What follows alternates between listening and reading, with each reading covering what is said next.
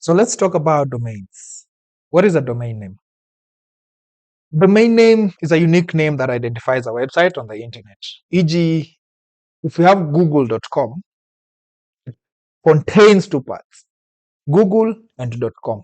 So Google is what we call the website name, and a domain name extension is now the .com, .net, .org, .ke such.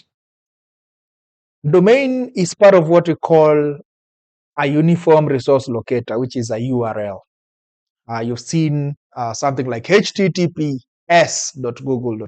So that complete piece is what we call a uniform resource locator. So before, how computers used to work, they still work that way. Computer just operates in two modes, which is binary, ones and zeros. So computers recognize these numbers. So before we had domain names, you were to type the IP address, the number of that website you're visiting. And this became so hectic, and that's why they introduced domain names such that it is easy for you. Now there's another engine, which you call a DNS, which we'll talk about, that now helps resolve these IP addresses into names and names into IP addresses for machines. Who controls domains? Domain names are controlled by a global organization called ICANN. ICANN works with registries. Registries are organizations that manage specific domain name extensions. E.g., in Kenya, the registry that manages the .ke is called KENIC. And registrars, these are companies authorized to sell domain names. E.g., in Kenya, we have the South Africa, Kenya Web Experts, so many. They have to oversee the domain name system, which is what we call the DNS. So when you purchase a domain, your information is stored in a public directory called WHOIS, ensuring transparency and ownership verification. So what is a subdomain? Subdomain is a domain name that is part of a larger domain name, e.g. blog.domain.com. Okay. So it is used to create a separate website or a section within the website, or what we call microsites, e.g. a blog, a forum, or a store. So a subdomain can have its own subdomains, e.g. news.blog.domain.com or shop.store.domain.com. So we have different types of domains. We have top level domains, which are called TLDs, which are the highest level of domain names in the internet hierarchy. These are domain name extensions that appear at the end of a domain name, e.g. .com, .net, .org. Today there are over 1,500 TLDs available. We have country code top level domains, which are specific to a country or geographical region, g.co.k, .ug, .co.uk, .ng, such. So we usually use these if we want to target a local audience or we want to show our origin. E.g., I'm Kenyan. I want to have a .co.ke. We have a generic top level domain, which is a GTLD, which are not associated with any country or region, but rather a generic category or purpose, e.g. .biz, .info, .edu, .club.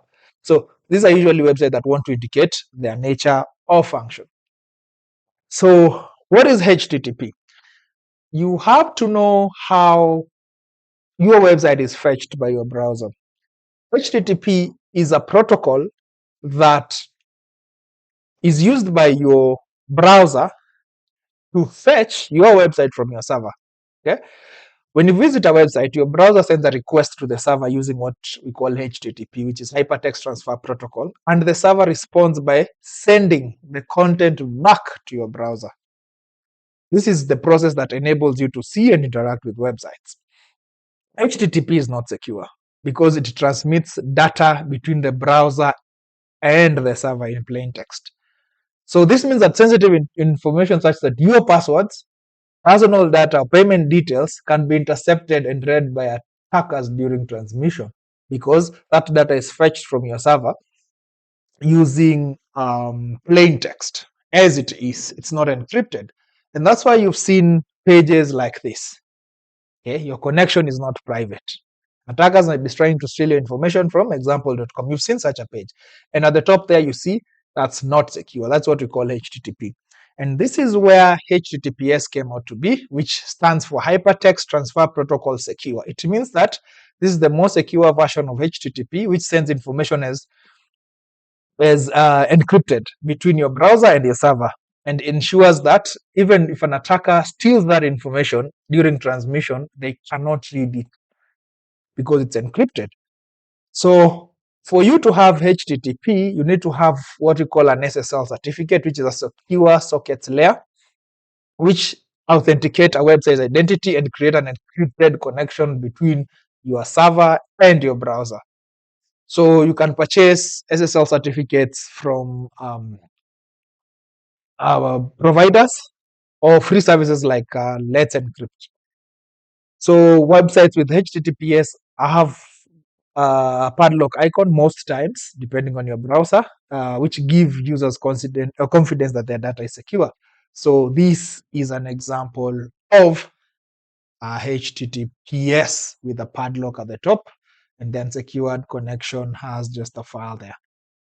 So why is HTTPS important? Data security to protect sensitive information from being intercepted. Trust. Visitors are more likely to trust and interact with secure websites. SEO benefits. Search engines like Google rank HTTPS websites higher than HTTP ones. Compliance. Many regulations require websites to use HTTPS for secure handling.